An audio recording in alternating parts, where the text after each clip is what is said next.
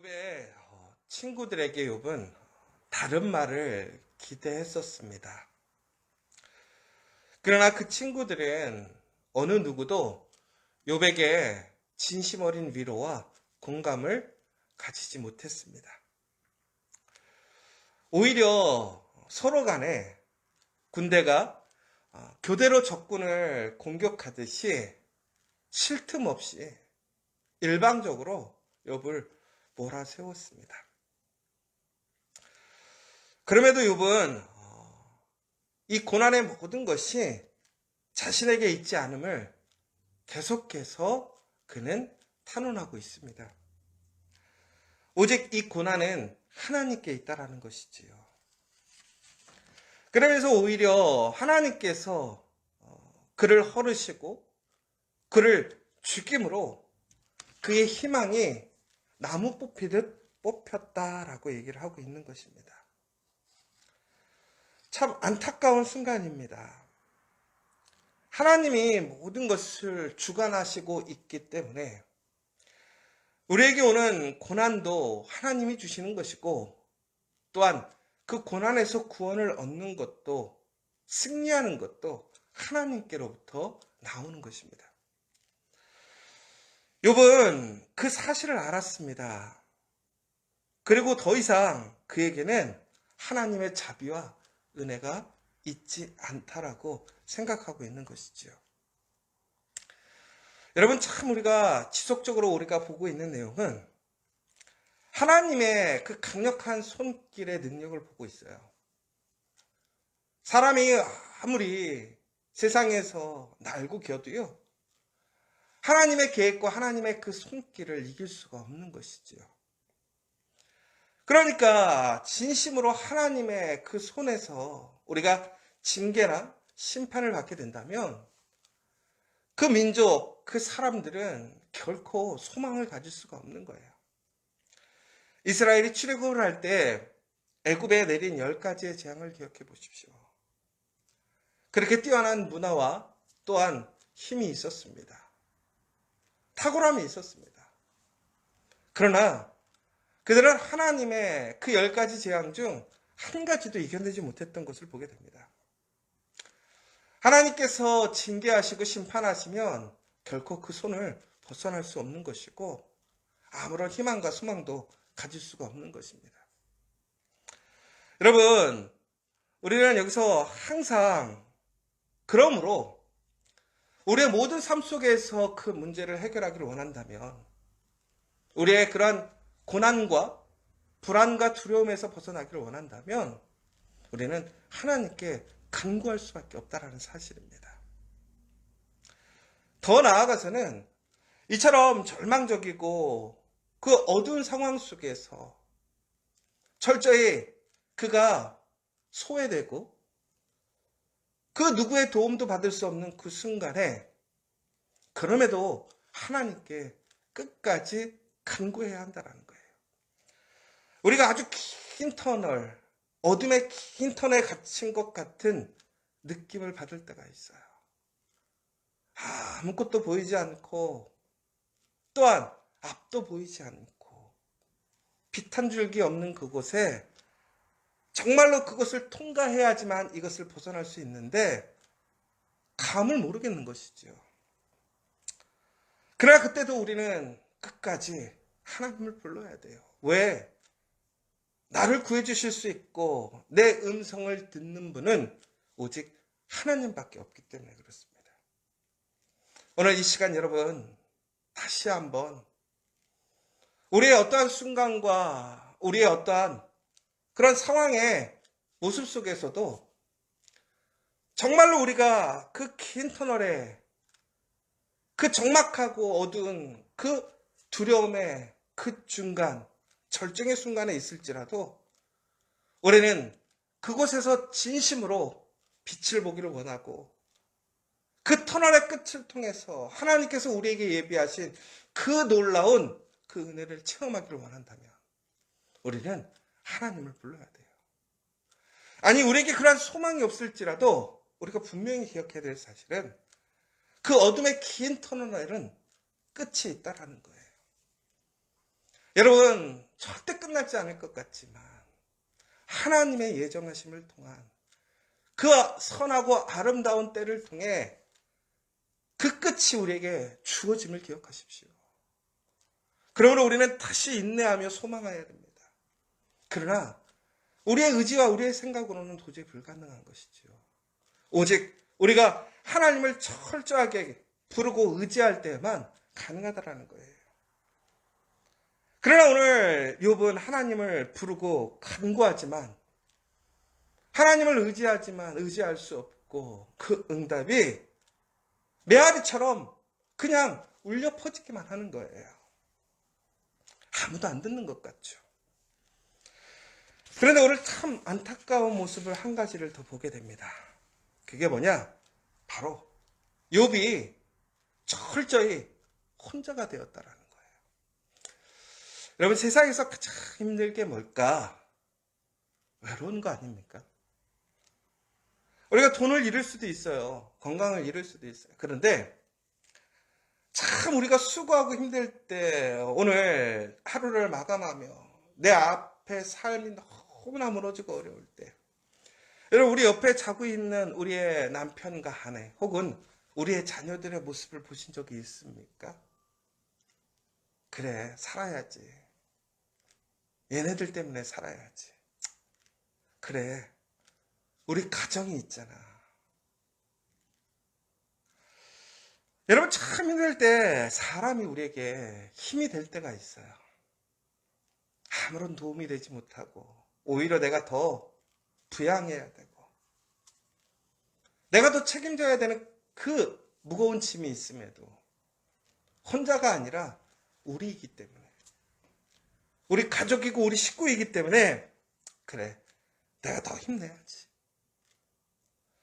그런데요, 사람이 혼자이면요, 그렇게 무섭게 내 마음이 무너지고 혼자 있는 것 정말 철저히 외로워질 때 우리는 정말 최후의 그런 절망에 빠지는 것 같아요. 그런데 오늘 욥은요, 한번 생각해 보세요. 얼마나 수많은 사람들이 욥에게 왔는지 몰라요. 그 동방에 가장 뛰어나고 가장 능력 있고 학식이 풍부하고 하나님의 은혜를 받은 사람, 권세와 능력이 있는 그 사람에게 얼마나 수많은 사람들이 몰려왔겠어요. 여러분 잘 아실 거예요. 우리가 능력이 있을 땐 주변에 사람이 참 많아요. 그런데 어렵고 힘들 때 우리 주변에 사람이 없죠.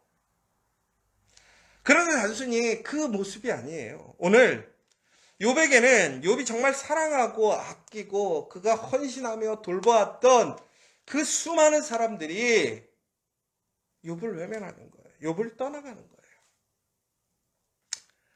친척들도 욥을 떠났습니다. 무엇보다 오늘 욥의 종들의 이야기가 나와요. 욥은 종들의 주인입니다. 주인이 명령하면 듣는 것이 종이에요.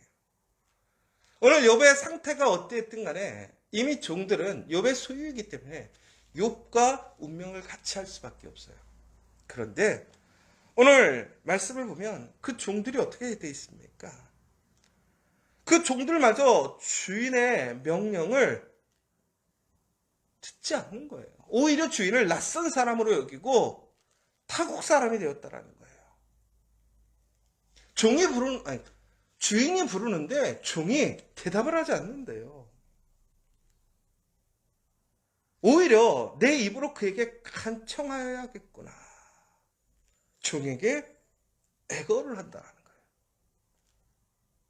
그런데 그 종들마저도 욥을 떠나버린 거예요. 최종적으로 그의 아내는 어떻게 했습니까? 욥을 책망하고 조롱하고 그를 떠나버립니다. 참 욥이 얼마나 마음이 쓰리고 아플까요? 그동안 그가 하나님 말씀에 순종하고 하나님을 사랑하고 이웃을 사랑하기 위해 그는 부단히 힘을 쓴 사람이에요.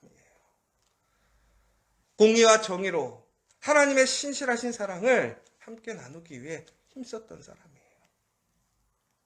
그런데 그가 세상 가운데서 정말 세상의 어떠한 부귀영화 혹은 세상에 그 밖에 다른 것들을 다 잃어버려도 오늘처럼 마음이 힘들진 않았을 것 같아요. 그가 얼마나 힘들었으면 그에게 뼈에 붙어있는 살밖에 남지 않았고요. 잇몸밖에 남지 않았더라는 거예요. 사람이 진짜 스트레스를 받으면 이가 나빠지더라고요. 잇몸이 붓고 이가 빠지기 시작해요. 그런데 그에게 남아있는 것은 뼈에 달라붙어 있는 살밖에 없는 거예요.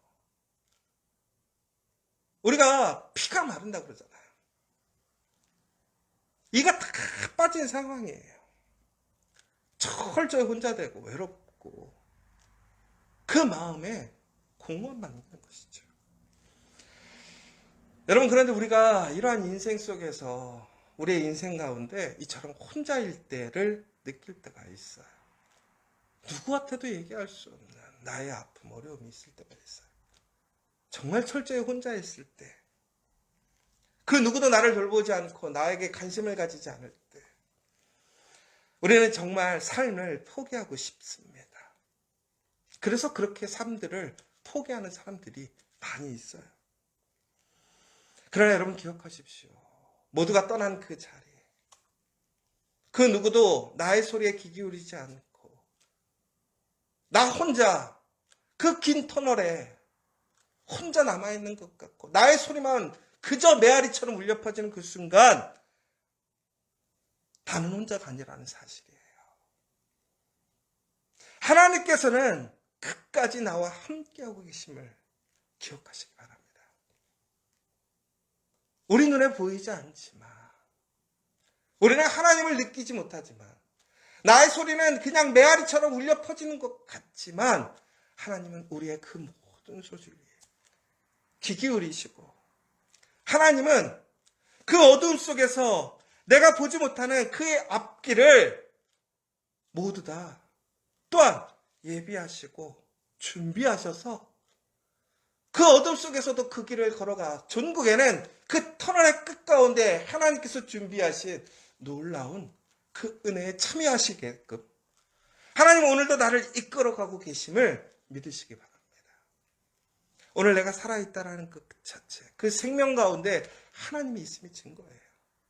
내가 철저히 혼자 있고 외로움이 있을 때, 내 마음이 무너질 때, 그럼에도 불구하고 하나님께서 내 손을 붙드시고 계심을 기억하십시오. 아직 포기할 때가 아니라는 거예요. 절망할 때가 아니라는 거예요. 아직 끝난 것이 절대로 아니라는 사실을 여러분 기억하십시오. 우리 그리스도인들은 하나님과 항상 함께하고 있기 때문에 지금 모든 것을 잃어버리고 혼자인 것 같지만 우리가 하나님을 붙들고 있다면, 그 하나님이 나와 함께 하시고 있다는 것을 믿고 있다면 우리는 끝난 것이 아니고 잃어버린 것이 아니에요. 세상 사람들에게는 잃어버린 것이겠죠. 오히려 우리는 그 가운데서 더욱더 하나님을 철저하게 경험할 수 있게 돼요. 하나님은 이처럼 내가 혼자 할 때 나와 함께 하시고, 더 나아가서는 세상의 그 모든 것들이 하나님을 가렸던 그 모든 것들이 사라지므로 하나님이 나와 끝까지 함께 하심을 우리는 경험하게 되고 고백하게 됩니다. 왜? 하나님은 떠나지 않고 있기 때문에. 사랑하는 여러분, 우리가 아무도 기댈 수 없고 바랄 수 없을 때에 바로 그 하나님께서 예수님과 함께 우리와 그 길을 같이 걸어가 주심을 기억하십시오. 우리 하나님 아버지께서, 예수님께서, 성령께서 나의 주위를 감싸고 내 앞을 지키시고 내 뒤를 지키시면서 나의 손을 잡고 같이 걸어가시며 호위하고 지켜가심을 믿으시기 바랍니다.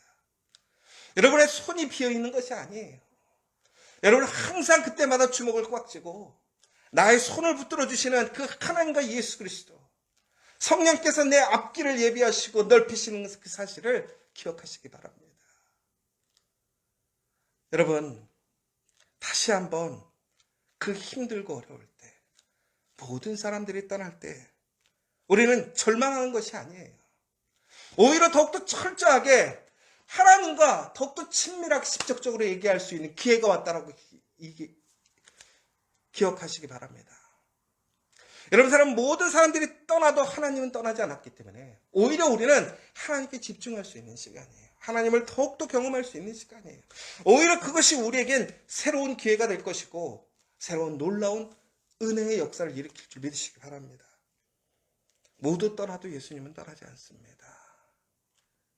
예수님은 우리의 모든 것을, 다른 것을 보는 것이 아니라 바로 여러분, 나를 바라보시고 나를 사랑하시기 때문에 그래요. 여러분, 절대로 예수님이 떠나지 않으면, 하나님께서 떠나시지 않는다면 우리는 혼자가 아님을 기억하시고 오늘 이 시간 다시 한번 그 하나님께, 예수님에게, 그 성령의 구원의 능력이 있음을 믿으시기 바랍니다.